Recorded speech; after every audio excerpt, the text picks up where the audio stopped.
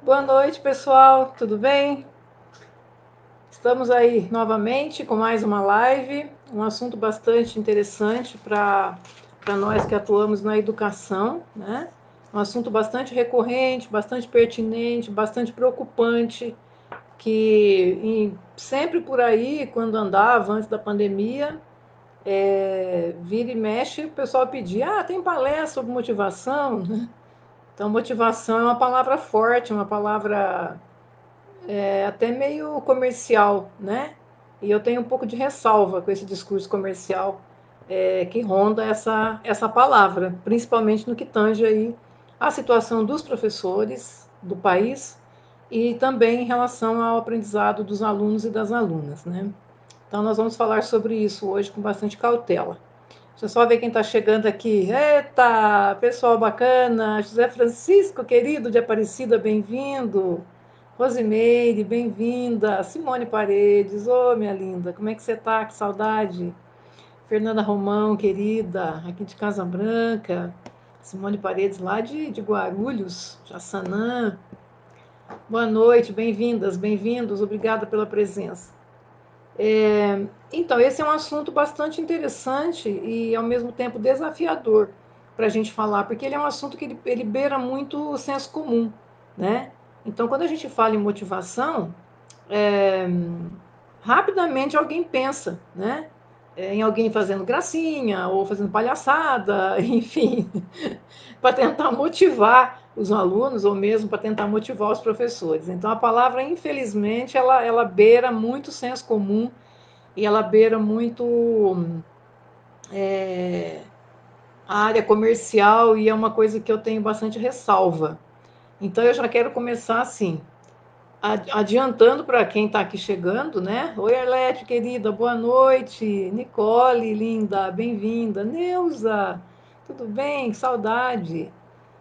Então a gente tem que pensar o seguinte: a primeira coisa que eu já quero deixar bem claro aqui, bem clara, né? Melhor dizendo, é que quando a gente fala em motivação, por exemplo, palestras de motivação. Eu sou palestrante, então, se eu for colocar numa linha de 0 a 10 os temas que são pedidos para eu palestrar, né, numa escala de 0 a 10, eu vou ter 9 pedidos sobre motivação.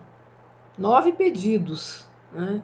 Então, é uma palavra muito recorrente, mas quando eu criei essa live hoje, quando eu pensei nessa live, é, isso vem em razão de uma série de preocupações que eu tenho, até pelas lives que tenho feito aqui, pelas consultorias que dou para alguns municípios.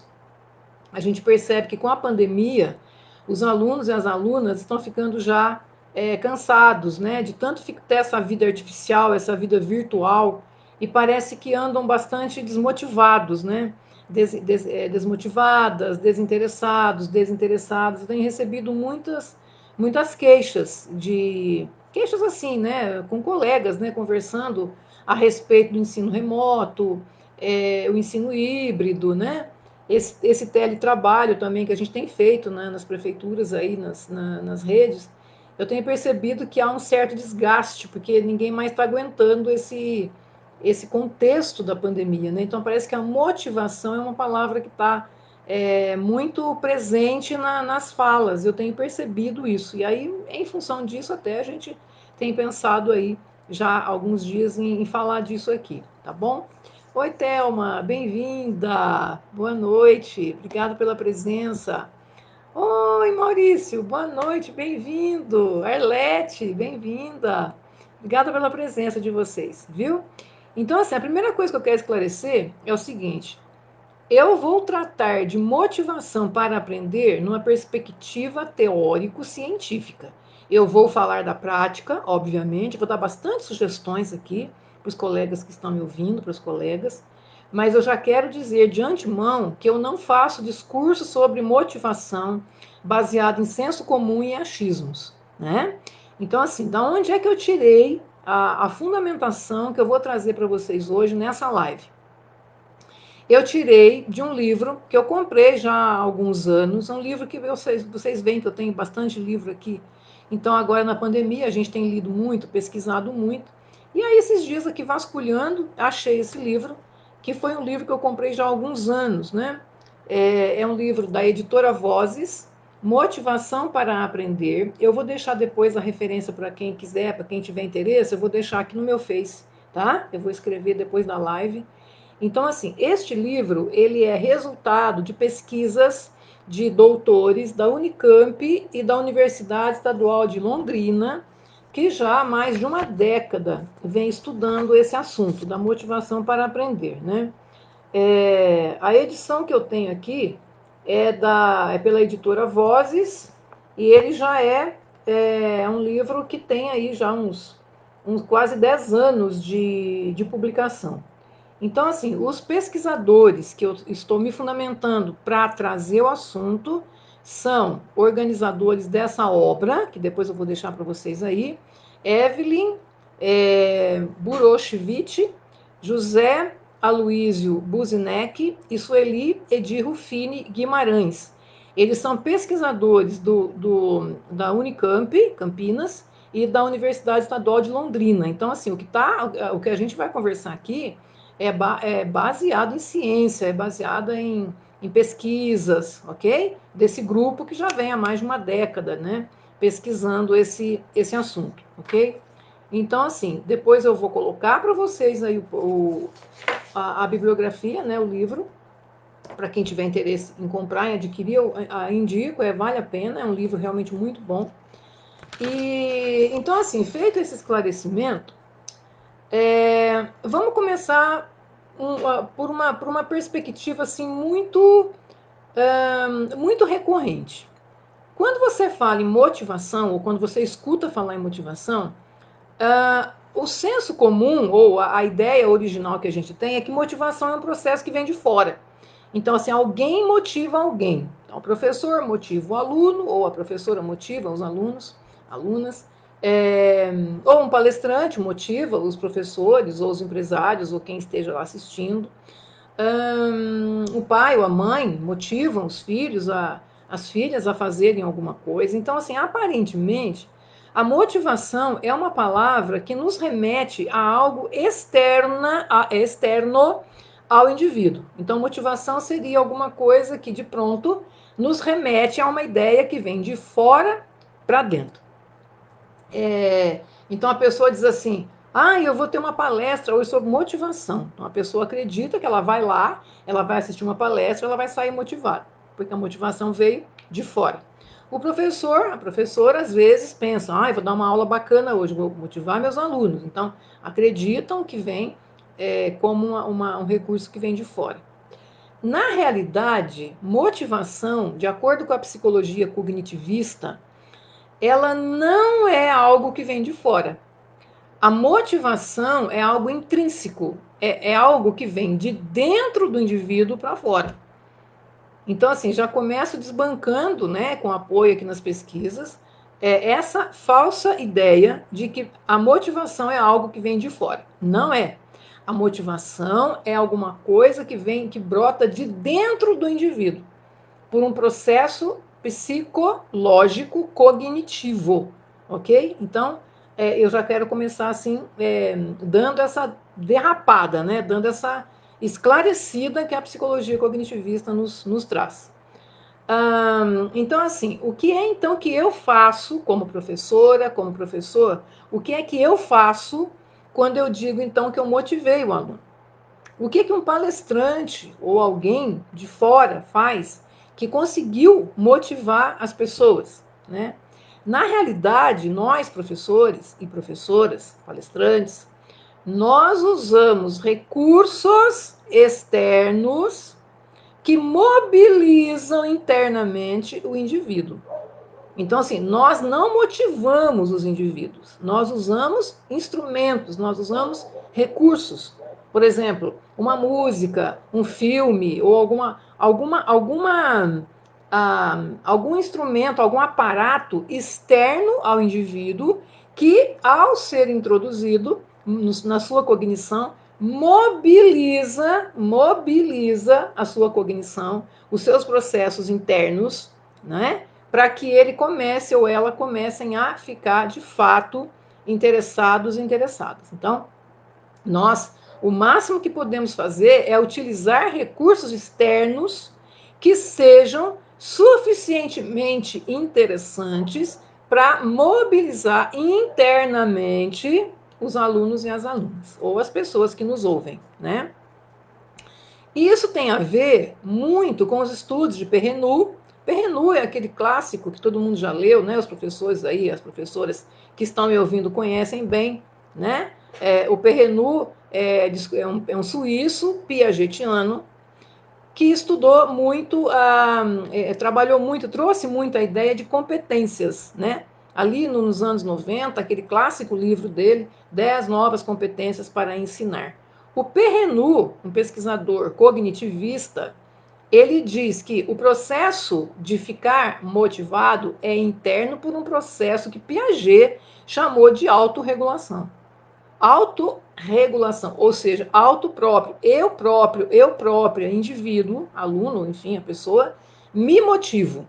Eu autorregulo, eu mesma regulo os meus processos internos para que eu aprenda alguma coisa ou para que eu esteja interessada em aprender alguma coisa.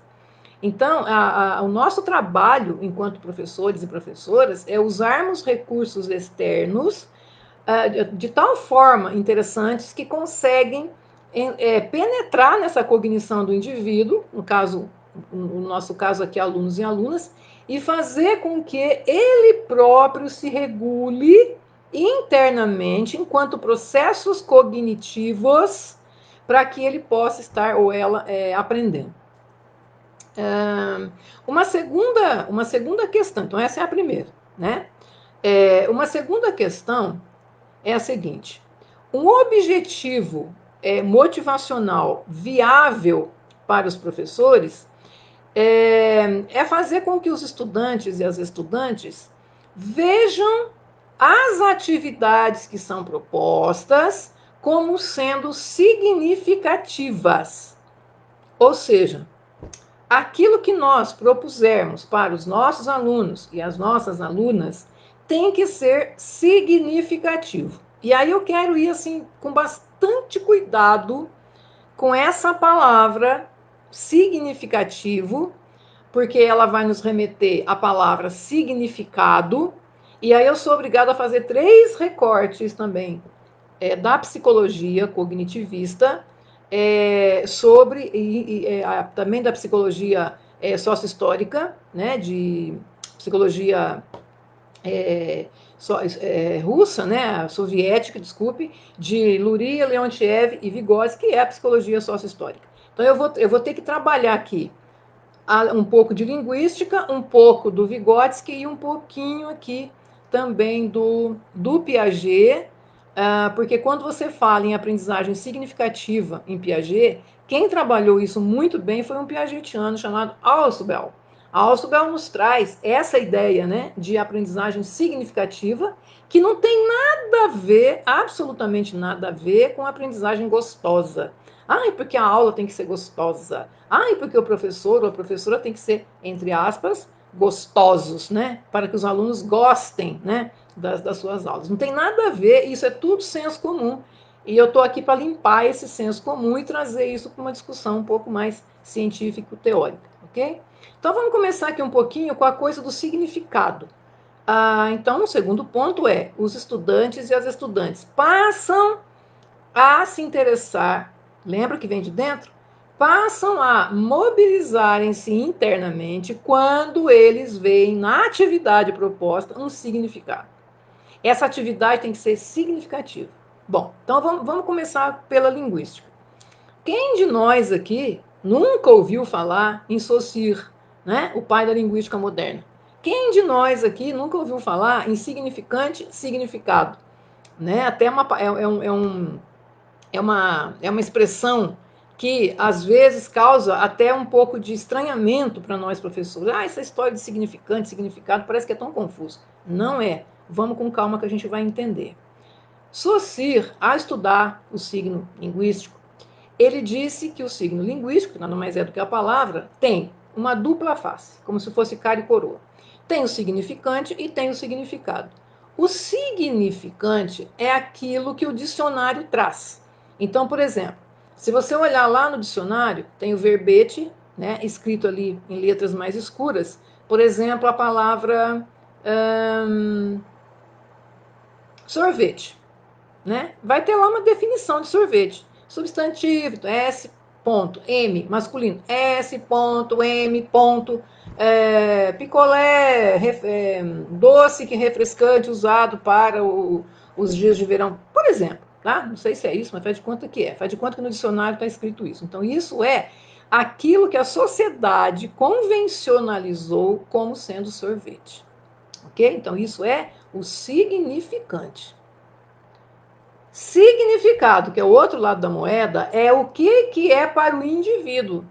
Então, por exemplo, uma pessoa que gosta muito de sorvete, ao ouvir esse signo, né, porque a palavra é um signo, ao ouvir esse signo linguístico, a palavra sorvete, que delícia, vai dar até dar água na boca. Aquela pessoa que não gosta de sorvete, ela vai ficar indiferente a essa palavra, quando ela ouvir essa palavra em algum contexto. Então, no começo de conversa, a atividade significativa para o estudante, ela passa por uma questão de significante e significado. Ela passa por uma questão daquilo que está convencionalizado pela sociedade, sorvete não é jacaré, né? E aquilo que tem sentido para o indivíduo, que é o significado. Então, significante, dicionário. Significado é subjetivo, é interno, é a cada um e cada uma o que significa aquela palavra, beleza? Bom, então no segundo ponto, a motivação para aprender passa pela questão do significante, porque a atividade tem que ser significativa.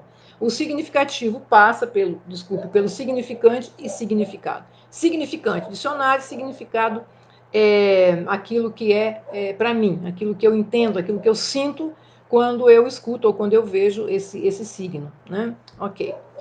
Indo para o lado de Vygotsky, né? Um semiólogo russo, muito conhecido de nós, Vygotsky disse que a palavra, enquanto signo, ela também tem dupla face. A palavra, ela tem um sentido e uma direção. Então, quando eu falo, por exemplo, em significado, eu estou falando de um sentido, o que um significado é para mim, e ela também me diz uma direção. Então, assim, o significado me leva para um sentido, o que isso significa para mim, e leva para um lado de uma objetividade. Para onde que eu estou indo? Qual é a direção? Qual é o norte? Né? Então, se a gente for lá no Vygotsky também, a gente vai ver essa double face do signo, né, que é a palavra, e a gente vai ver que tem essa coisa aí, né, do sentido. A palavra significado, ela me remete para um sentido, porque é que eu estou fazendo isso, e para uma direção. Né? O significado também implica numa direção, tá? Então, assim, esse é um outro ponto quando eu falo quando eu não, os pesquisadores aqui tratam a questão da motivação para a aprendizagem ser significativa. Né? E o terceiro ponto, agora já retomando aqui a questão piagetiana, que é a questão do Ausubel, que eu disse que Ausubel, enquanto psicólogo estudioso cognitivista, ele quer dizer que aula significativa não é aula gostosa. Aula significativa é aula que o aluno aprende. Aula significativa é aula que a aluna aprende. Você pode ter uma aula uma chata, cansativa, uma aula às vezes até maçante, mas você consegue aprender com ela. Então, quando você aprende com aquela aula, mesmo que ela seja cansativa, mesmo que ela seja não tão agradável de aguentar o tempo ali para assisti-la, mas você conseguiu aprender e você aprendeu de verdade. É um conceito que ficou na sua cognição. Então, Ausubel vai nos dizer que a aprendizagem significativa é aquela que muda a estrutura mental, porque ele é piagetiano. E o Piaget dizia que só tem aprendizagem quando há modificação cognitiva. Os esquemas cognitivos se modificam, não é? Se eu tenho que assimilar, eu tenho que acomodar. Se eu só assimilo, eu não aprendo. Eu preciso assimilar e acomodar. Isso é um processo que ele chamava de acomodação. Então, se eu estou acomodado, eu estou aprendendo. Se eu não estou acomodado, eu só assimilei, eu não aprendi. E aí o Ausubel nos traz isso numa perspectiva do significativo significar de verdade. Eu aprendi de verdade. E nem sempre eu aprendo de verdade com uma aula que é absolutamente engraçada, agradável. Às vezes uma aula maçante, chata, eu aprendo. Então isso é uma aprendizagem significativa na perspectiva da psicologia cognitivista de Piaget e Ausubel, que é o pesquisador discípulo de Piaget. Então vamos recapitular? Primeiro, motivação não vem de fora, motivação vem de dentro. É um processo intrínseco, subjetivo. Segundo, para que nós consigamos motivar a tal ponto que haja uma mobilização interna que leva a uma autorregulação, essa aula precisa ser significativa para aquele que está aprendendo. Esse ser significativa significa que tem que ter ali, né, o sentido, a direção, tem que ter um rumo, tem que ir ao encontro de alguma coisa que de fato traga um norte, mas ao mesmo tempo alguma coisa interna, que para o indivíduo aquilo significa alguma coisa, e que de fato modifique a sua estrutura de pensamento, senão ele não vai aprender, né? Ele ou ela. Então, esse é o segundo ponto. O terceiro ponto, e aí já vou deixar aqui alguma ideia de estratégia, é a seguinte. Uma pessoa, ela só aprende alguma coisa quando essa coisa que ela está aprendendo tem importância para ela. Por exemplo, quem está aqui me ouvindo, eu estou vendo que tem bastante gente aqui. Oi, a Rose, a Thelma, a Terezinha, a Bárbara, a Ana Carolina, Ô, Mero, parabéns, hein? Feliz aniversário hoje, seu Níver. Marcelo Ferreiro, né? A Zoraia, olha lá. Denise, olha quanta gente aqui, ó. Esse pessoal todo que está me ouvindo aqui, o Jota, a Selma, olha que bacana, Carmen, a Marisa, Lucas, olha lá, o Lucas Matos, né, grande professor de filosofia, olha lá, olha só que beleza. A Ana Ruth, querida, de Rio Pardo, a Lourdes, o Oliver, oh, querido.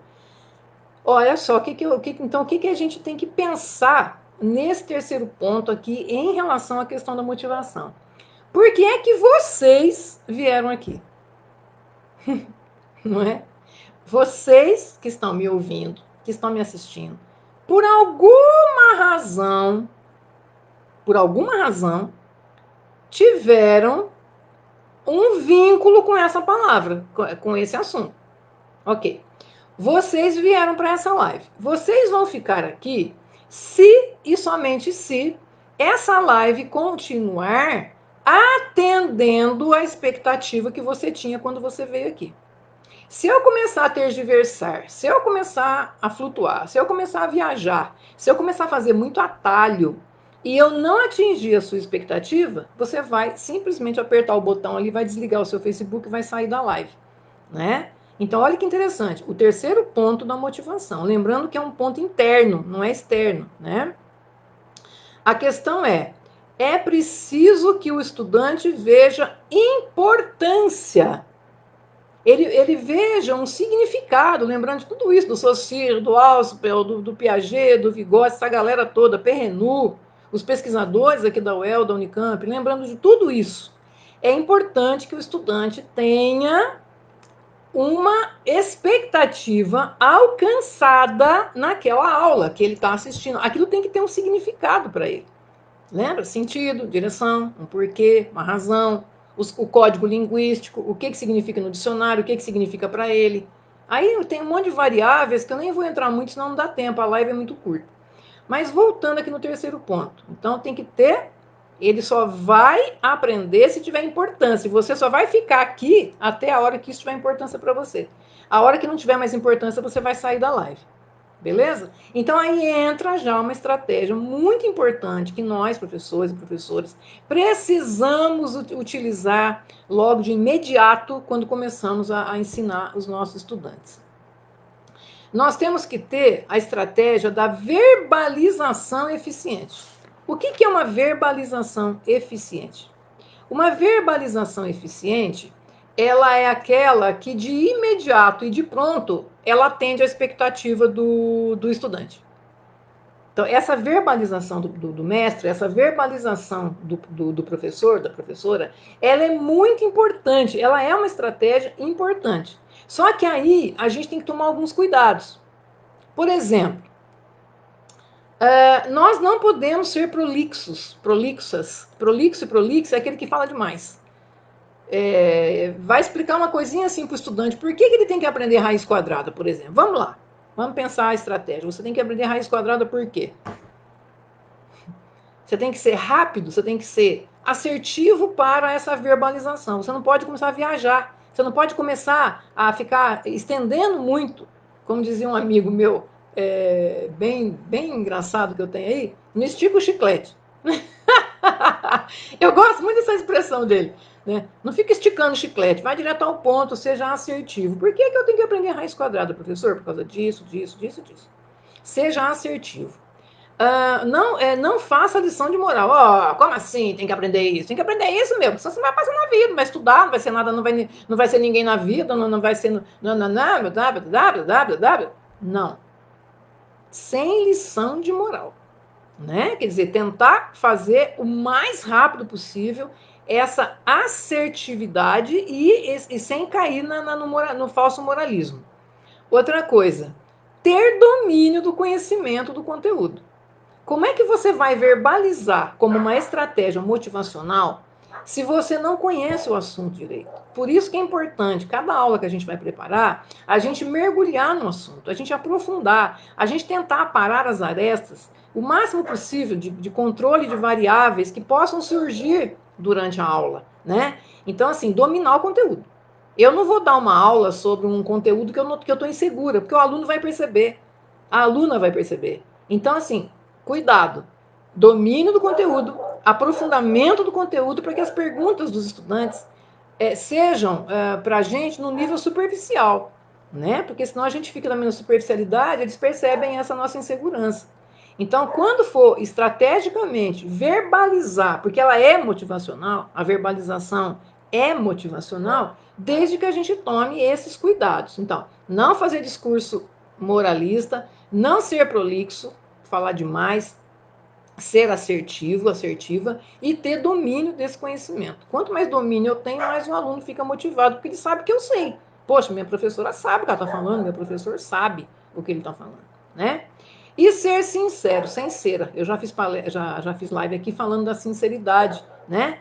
Vamos ser sinceros e sinceras, sincera no rosto, sem falsos. Oi, querido, oi, querida, sem hipocrisia, porque aluno não suporta isso. Ninguém gosta disso. Aliás, ninguém merece hipocrisia, né? Então, sermos assim, bem assertivos. Eu vou dar um exemplo prático, né? De uma filha, que hoje já terminou a universidade, quando ela era estudante de ensino médio, terceiro ano, e ela é atleta, ela jogou futebol no Guarani, depois foi para os Estados Unidos, jogou futebol, ganhou uma bolsa na universidade, fez 1 ano e meio de universidade lá, e ela estava se preparando para ir para os Estados Unidos. Então ela tinha que mostrar lá para os gringos que ela tinha competência acadêmica para enfrentar a universidade. Então ela chegava, imagina, adolescente, com o rosto cheio de espinhas, terceiro ano, ensino médio, com a cabeça cheia de sonhos, né? Chegava para almoçar, chegava da escola cansada, tinha que almoçar correndo, voltar para a escola porque tinha plantão de dúvida. Aí lembro sempre essa história. Ai, mãe, que saco esse Machado de Assis. Que droga essa Capitu. Eu estou me lixando se a Capitu traiu, não traiu o Bentinho. O que eu tenho com isso? Que história chata, que escritor chato, que não sei o que chato, e aquele mau humor próprio da adolescência. E aí eu só escutava. Eu dizia, tá. Por que eu tenho que ler isso, mãe? Que saco! Aí eu lembro que eu sempre perguntava assim, por que você está na escola mesmo agora? O que você está pensando em fazer mesmo, filha? Ué, porque eu quero terminar o médio para ir para os Estados Unidos, quero jogar futebol. Eu falei assim, então, para você ir para os Estados Unidos jogar futebol, você precisa ler Machado de Assis. Você precisa entender de literatura brasileira, você precisa entender de literatura universal, você precisa entender de geografia, de física, senão você não vai ter uma boa nota, não vai convencer as pessoas que estão querendo te contratar que você tem competência acadêmica para enfrentar a universidade americana. Pronto, acabava o problema. Deitava lá no sofá, emburrada, pegava o Machado de Assis e ia ler. Pronto, ia direto ao ponto, né? Então, assim, a gente precisa ter essa percepção. É claro que eu estou dando um exemplo como filha, como mãe, mas quantos alunos eu fiz isso? Não foi nenhuma nem duas vezes. Por que eu tenho que ler Sócrates? Por que é que eu tenho... Professora, para que serve filosofia? Não é? Quantas vezes eu escutei essa pergunta quando dava aula de filosofia? E aí dizia para os alunos, não serve para nada. Porque a filosofia não é prática, a filosofia é reflexão. A filosofia serve para a gente pensar o mundo, pensar a sociedade, pensar a nossa existência. Ela não tem utilidade prática. Então ela não serve para nada. Então aí desbancava, e aí todo mundo dava risada, e no fim ficava assim, mas tentar ser o mais assertivo possível, e assertiva, né? Outra coisa importantíssima, já o quarto ponto. É muito importante que a gente, quando fala em motivar a aprendizagem ou motivar os estudantes e as estudantes, é muito importante que nós tentemos capitalizar os interesses, a vida, a existência real e concreta desses estudantes, o seu ser no mundo, o seu estar no mundo, as suas questões pessoais, as suas dúvidas, as suas angústias, os seus interesses, as suas preocupações. Isso eu sempre disse, e os cientistas que eu estou me apoiando para essa live me ajudam a convalidar essa hipótese que eu sempre tive. Um estudante e uma estudante precisam, merecem estudar e aprender a partir da sua vivência, a partir da sua realidade, a partir do seu mundo, porque a cabeça do estudante é cheia de sonho, é cheia de fantasia, é cheia de medo, é cheia de preocupação, assim como a nossa. Então vamos devagar aqui também com a dor, porque o santo é de barro. Vamos lá. Gosto muito do Cortella quando ele fala a educação precisa partir da realidade do aluno. A realidade do aluno é o ponto de chegada, mas cuidado. Melhor, é o ponto de partida, mas cuidado, não deve ser o ponto de chegada. Isso o Cortella nos alerta naquele livro dele, que foi a sua tese de doutorado, que foi a última tese de doutorado que Paulo Freire orientou na vida, enquanto ele estava vivo aqui. O livro, A Escola e o Conhecimento, Fundamentos Epistemológicos e Políticos, o Cortella nos diz na sua tese de doutorado, o ponto de partida é a realidade do aluno, mas não pode ser o ponto de chegada. Ok, então vamos lá. Se a motivação é algo que vem de dentro, ela não é de fora, e de fora vem os instrumentos e os meios para trazer essa motivação à tona, então o que a gente tem que pensar? É muito importante capitalizar os interesses, os anseios, as dúvidas, a realidade dos estudantes como ponto de partida. Não pode ser o ponto de chegada, porque a escola não está para fazer com que as crianças e os adolescentes saiam falando nós vai, nós foi, nós fomos, nós voltemos. A escola está para que haja a transformação do senso comum em conhecimento científico. Eles precisam sair da escola falando nós vamos, nós fomos, nós voltamos, se nós fôssemos. Esse é o ponto de chegada. Agora, para eu chegar aqui, eu preciso partir da realidade deles e delas. Então, por exemplo, as questões de redação. As questões de redação, por que os estudantes não gostam de escrever? Tem dificuldade para escrever? Porque muita coisa vem de cima para baixo sem eles terem a menor base de interesse, de necessidade, sem verem importância, absolutamente nenhuma importância naquilo que é proposto para escrever, não é? Então, a gente precisa lembrar que existe vida fora da escola, minha gente. Fora da escola existe vida, existe esporte, existe música, existe tecnologia, existe pobreza, existe fome, miséria, política, futebol, automobilismo, é, existe poesia, literatura, existe samba, funk, pagode, axé, existe arte, existe pintura, existe grafite, existe pichação, existe violência, existe barbaridade, existe coronavírus, existe morte. Tem vida fora da escola. E a gente precisa perder essa mania de pegar essa vida viva que esse estudante traz e transformarmos e ficarmos transformando a vida em coisas que não têm vida. Né? O Cortella sempre fala isso, que a gente tem que tomar cuidado, porque a escola tem mania de ficar fazendo autópsia né? Tem que aprender a fazer biópsia, que é a vida. As estudantes vão começar a escrever a partir de temas que lhes interessam. Por que não? Por que ele não pode escrever sobre futebol? Por que ele não, ou ela não podem escrever sobre futebol, sobre galinha, sobre jacaré, sobre zoológico, sobre música, sobre dança? Por que não? É a partir dali que a gente vai trazer, né, essa reflexão para escrever sobre outras coisas. Então, capitalizar esses interesses, essas preocupações dos estudantes e das estudantes para tornar isso matéria viva, né? Para que haja lembra, força interior, né? Mais autorregulação dessa cognição para que ele e ela evoluam nesse aprendizado. E aí, é claro, chegar no conhecimento científico. Partir, capitalizar essa realidade existencial concreta e chegar a esse conhecimento científico. Na outra live eu falei, lembra? Da síncrese, da análise e da síntese. A lá, moda hegeliana, lembra? O ponto de partida é onde ele está interessado. A análise, que aí seria a síncrese, né? A análise seriam os temas, os vídeos, os textos científicos, filosóficos, para fundamentar, para tirá-lo do senso comum e chegar à síntese, né? Que seria o conhecimento científico, filosófico já elaborado, que é a função da escola. A escola não é deixar estudante e estudante ficar lá no senso comum, né?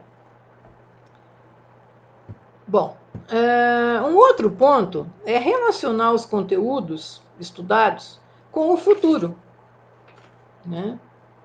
Qual é o futuro dessas pessoas que nós ensinamos? Nós ensinamos diariamente adolescentes, crianças. O que essas pessoas têm na cabeça? O que elas querem ser na vida? Né? Eu me lembro de uma grande educadora no Brasil, a Esther Grossi, ela é do Rio Grande do Sul. Trabalhava em comunidades muito carentes, muito pobres mesmo, de alta vulnerabilidade, violência, prostituição infantil. E ela falava isso, que em conversas, né, com as meninas que se prostituíam, que não queriam ir para a escola, vocês não se alfabetizam, não querem aprender, por que vocês faltam tanto da escola? Eu num programa aí à noite eu ganho, numa noite eu ganho tanto, meu pai trabalha o mês inteiro, não ganha, por que eu vou para a escola? Eu vou ganhar mais que você, professora. Você dá tantas aulas para ganhar uma miséria, que o Brasil não valoriza professor.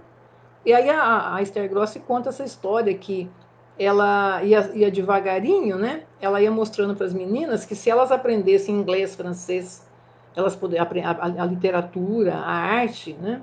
Elas poderiam atrair programas muito mais interessantes, né? Com gringos que viessem de fora, porque elas iam saber se proteger e elas iam saber falar uma língua estrangeira e elas iam ser muito mais valorizadas pelos gringos, quem sabe até casar com um gringo e ir embora para a Europa.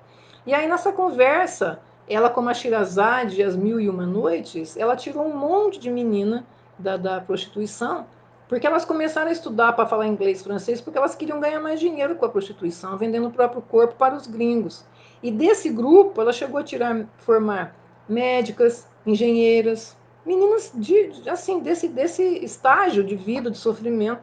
Chegaram à universidade, se formaram, psicologia, né? Quer dizer, então, o que os estudantes querem para o futuro? Né? O que esses estudantes têm na cabeça? O que eles pensam para o futuro? Aí fica aquela história. Mas que futuro? Será que eles têm futuro? Enfim.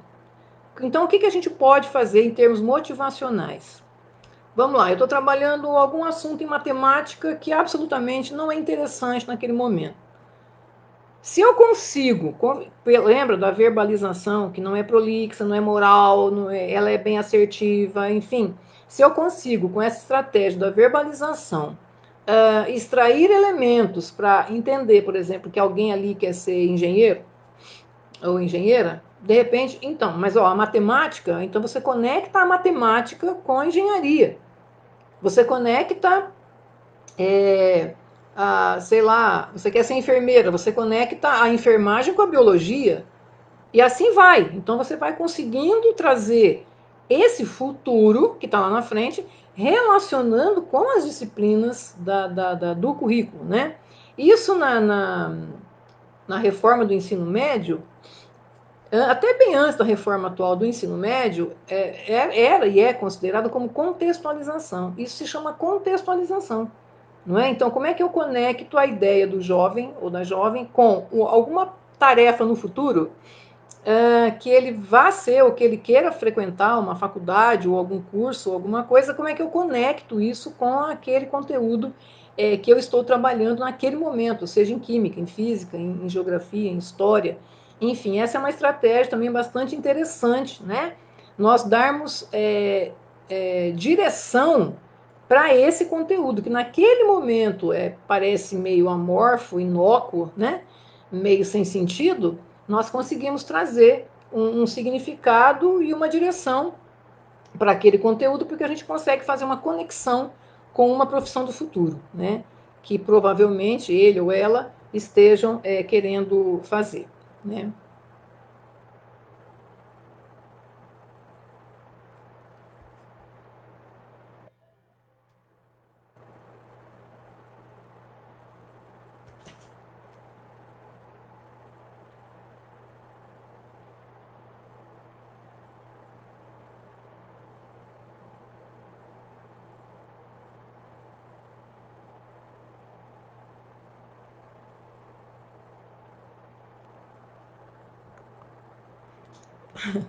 Oi, pessoal, estou de volta aqui. Parece que deu um probleminha aqui na internet, né?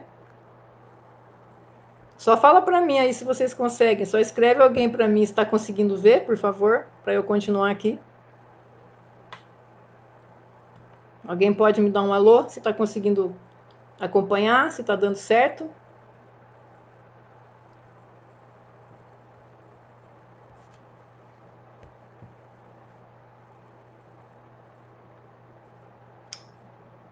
Beleza, então vamos continuar, né? Porque agora eu estou aqui no celular, porque parece que tinha dado aí um probleminha. Então, continuando aqui. Aí vem aquela ideia de desafios também. Nós precisamos colocar para os estudantes atividades que sejam desafiadoras. O que significa isso? Quando nós fazemos uma atividade, nós propusemos uma atividade, né, para os estudantes, nós temos que tentar ver o grau de desafio.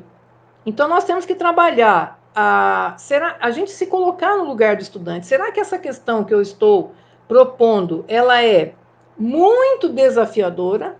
Ela é pouco desafiadora? Ela é muito difícil? Ela é muito fácil? Quer dizer, então é muito importante também, isso quem nos orienta é a Thelma Weiss, uma grande educadora, também piagetiana, né? Ela diz que na questão de motivar o estudante para a tarefa, é muito importante nós, professores e professoras, nos colocarmos no lugar do estudante. Será que essa atividade que eu estou propondo, ela é muito difícil? Ela é muito fácil? Ou seja, nós tentarmos sair da nossa perspectiva de professores e professoras e tentarmos entrar na cognição do estudante, pensar assim, será que ele e ela vão achar muito difícil, pouco difícil? Ou seja, então é um exercício também que a gente precisa aprender a fazer quando tratamos aí a questão da motivação para aprender. E, finalmente, vem aqui aquela clássica pergunta. Ah, Ivanilde, mas como é que eu faço com classes numerosas? Nós vivemos situações, às vezes, né, muito complicadas, que nós temos 35, 40 alunos numa sala. E aí, como é que a gente vai fazer para que esses estudantes estejam motivados, né, ou essas estudantes? Então, essa é uma pergunta que, de fato, é real, ela é concreta e ela é um desafio gigantesco, né, para nós, professores e professoras. Então, assim, algumas estratégias propostas aqui por esse grupo de pesquisadores da Unicamp e da Estadual de Londrina. Primeiro, Nós temos que pensar que num período de aula, vamos supor aí, de 50 minutos, de 100 minutos, né, que se for uma aula dupla, nós temos que pensar o seguinte, nós temos uma classe que ela é heterogênea, porque essa ideia de uma classe homogênea, né, de todo mundo no mesmo nível, isso é uma ilusão, isso não existe, né? Você pode ter uma turma que ela é no começo, né, ela pode até ser homogênea, por exemplo, primeiro ano A. Ah, que legal! Todo mundo, primeiro ano A, é todo mundo igual, né? Dali uma semana que você começou a trabalhar com esse grupo, você vai ver que já ficou todo mundo diferente. Por quê? Porque a heterogeneidade, ela faz parte da docência e da discência, né? Então não existe uma turma idêntica, todo mundo igualzinho, que nem Matrix. Isso não existe, né? Então, assim, a primeira questão é a seguinte: se eu tenho uma heterogeneidade como ponto de partida, e eu aceito, isso é consenso, porque as pessoas são diferentes numa turma, né? Então, o que, que eu faço? Eu procuro elaborar um plano de aula em que tenham atividades fáceis, atividades mais ou menos difíceis e atividades difíceis. Por quê? Porque numa mesma turma eu vou ter alunos que têm mais facilidade, alunos que têm mais dificuldade, alunos que estão ali no meio do caminho. Então, dicas aqui dos pesquisadores quando se fala em motivação para aprender. Um ponto importantíssimo é nós pensarmos, ao prepararmos uma aula, que essa aula contemple momentos fáceis, momentos medianos e momentos difíceis. Por quê? Porque dessa forma nós vamos alcançar a turma toda, nós vamos alcançar essa heterogeneidade que é característica, né, das turmas. Uma segunda ideia, né, para enfrentar esse desafio das salas grandes e heterogêneas. Para quem conclui uma atividade na sala de aula, é muito chato, é muito complicado ter que ficar esperando todo mundo terminar para fazer uma outra coisa. Por isso que muitas vezes os estudantes começam a cutucar o outro, jogar aviãozinho no ventilador, né? Fazer bagunça. Porque, meu, eu já terminei, eu já sei. Lá vem a professora com essa explicação de uma coisa que eu já sei. Isso é altamente desmotivador para os estudantes e para as estudantes. Então, uma coisa que a gente pode fazer, manter caixas com fichas de leitura, fichas de exercícios de física, de matemática, ou seja, fichas com atividades complementares e trabalhar essa autonomia dos estudantes. Olha, isso está no contrato, precisa combinar antes com eles também, e elas, né, para não virar bagunça.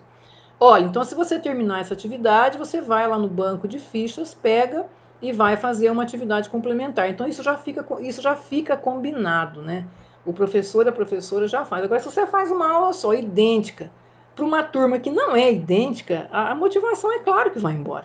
Né? Então, muito importante ter atividades complementares já preparadas para que você possa suprir as necessidades daqueles e daquelas que eventualmente terminarem primeiro. Essa é uma estratégia interessante também. Uma outra coisa interessantíssima que a gente tem que tomar cuidado, nós temos que oferecer alternativas diferenciadas, mas temos também que deixar os estudantes escolherem. Né? Nós temos que dar essa autonomia, nós estamos vivendo um tempo aí de se falar tanto em protagonismo do estudante, né, desde a educação infantil, então nós temos que trazer também uma certa margem de autonomia para permitir que os estudantes tenham momentos de decisão e de escolha durante o período letivo, para que eles se sintam, né, mais engajados, mais motivados, que se tudo parte de mim, se eu centralizo tudo em mim, eu dificulto essa autonomia, consequentemente eu derrubo essa motivação. Lembrando sempre que motivação é uma coisa que é de dentro, né? Enfim. Uma outra ideia que a gente pode fazer também é permitir que os estudantes e as estudantes sigam seus ritmos próprios. Então, vamos supor, eu dei uma atividade, essa atividade vai durar, sei lá, 50 minutos. Eu tenho 50 minutos para fazer, né? Aí tá o tempo passando, eu fico, vamos, gente, vamos terminar. Olha o horário, olha. Eu estou sufocando os estudantes. Se é heterogêneo, se cada um é cada um, se ninguém aprende igual a ninguém, é importante que ao cobrarmos, nós não cobremos da mesma forma todo mundo no mesmo ritmo. Porque aí a gente vai promover a falta de motivação, o desinteresse, né? Então, respeitar esses ritmos próprios, porque ninguém é igual a ninguém na maneira de interagir com os objetos de conhecimento. Então, respeitar também essas singularidades dos ritmos, né? E aí, finalmente, né, alternar trabalhos individuais com trabalhos em grupo. Lembrando que trabalho em grupo é interação grupal, não é colocar 5 pessoas juntas e falar, faz aí um estudo de caso, né? E aí eles ficam com conversas paralelas, enfim, um engraçadinho daqui, um parasita dali. Isso é trabalho, é pseudo-interativo. É preciso trabalhar em grupo de verdade. E esse trabalho em grupo é um trabalho que desafia a cognição dos estudantes. Então eu vou no arranjo do grupo, eu vou sempre tomar cuidado para colocar um que é mais antenado, com um que é mais parasitinha, com um que é mais lento, um que é mais rápido. Eu não posso colocar todos os estudantes num grupo que estejam no mesmo nível de cognição. Eu tenho que intercalar essas cognições para que justamente haja uma interação positiva e favorável a mudar as estruturas cognitivas. Então, não confunda trabalho em grupo com interação grupal. Trabalho em grupo não é colocar todo mundo amontoado ali para fazer uma atividade. É colocar uma atividade desafiadora para todos e todas que estão ali e promover essa interação grupal. E para isso, um dos critérios é colocando nesse grupo pessoas com níveis de cognição diferentes umas das outras, ok? Então, alternar trabalhos individuais com trabalhos em grupo, tá? E para finalizar, eu vou pedir licença para vocês. Os pesquisadores nos deixam aqui uma mensagem muito legal no final, né? Eu vou pedir licença para vocês. Aqui nas páginas 36 e 37, eu vou ler, depois eu vou deixar para vocês, viu? Essa referência conforme eu já combinei, né? Então, eu vou colocar lá no Facebook, tá bom? Então, aspas. Para o envolvimento, então, dos estudantes, né, para que ele seja significativo e a importância das aprendizagens, e para que ele se sinta também desafiado, ter o professor como modelo de entusiasmo. Olha aí, olha a nossa resposta, né? E apreço pelos estudos. Sentir emoções positivas. Perceber que suas realizações são reconhecidas e que seus pequenos fracassos podem ser superados. Motivar alunos, portanto, é questão de estratégias variadas a serem usadas concomitantemente e continuamente, e ao mesmo tempo de forma discriminada, conforme as circunstâncias. O trabalho, então, do docente terá mais eficácia e será menos estressante se a escola como um todo atuar de modo solidário, ao esmerar-se por criar um clima que os alunos percebam ser de orientação para o aprendizado, com qualidade, para o valor da leitura, para a reflexão crítica, para o desenvolvimento de suas potencialidades e de sua personalidade. Fecha as aspas. Bom, então, minha gente, é isso. Eu vou deixar depois para vocês. Eu recomendo esse livro realmente é sensacional. E como eu disse, né, tentei trazer aqui contribuições para esse assunto de forma não de senso comum, né, fugindo do senso comum, me apoiando aqui nesse grupo de pesquisadores da Unicamp e da Universidade Estadual de Londrina. Deixo para vocês aí depois a referência e agradeço de antemão aqui, né, finalmente, melhor dizendo, aqueles e aquelas que vieram, né, carinhosamente aqui assistir a minha live semanal da educação. E amanhã eu estarei aqui novamente, né, para falar da vida. Amanhã nós vamos filosofar sobre a vida. Amanhã eu pretendo falar sobre essa dificuldade que nós vivemos na sociedade contemporânea de diálogo, né? Essa inflexibilidade humana, esse radicalismo, essa falta de elegância no trato das opiniões que são diferentes das nossas, né? Essa mania que as pessoas têm de se ofender, né? Onde será que nós nos perdemos, né, em relação a tudo isso? Então, amanhã eu vou tratar disso aqui na outra live, tá bom? Obrigada, Silvana, querida, de Rio Pardo. Silvana Moura, estava com saudade. Faz tempo que você não aparece aqui.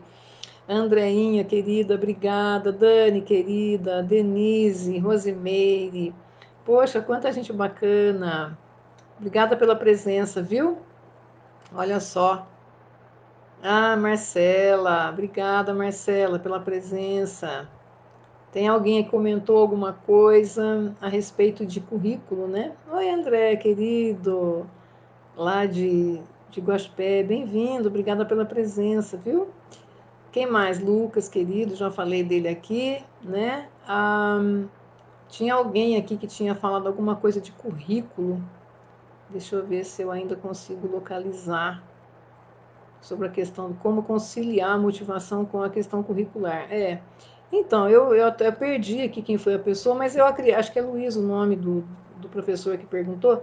Mas, Luiz, a questão que eu acabei de comentar, o currículo é necessário, a gente tem que trabalhar o conhecimento científico filosófico, mas o ponto de partida é a realidade do aluno, né, os seus interesses, necessidades, preocupações, e lembrando sempre de fazer as conexões com os conteúdos curriculares com as futuras profissões, né? Os assuntos que ele está estudando ali, ligar com, eventualmente, uma futura profissão que ele venha seguir. Se a gente não trabalhar essa conexão, essa contextualização do que se estuda na escola com aquilo que se vive, Luiz, esse currículo realmente vai ser desmotivador para a maioria dos estudantes, tá bom?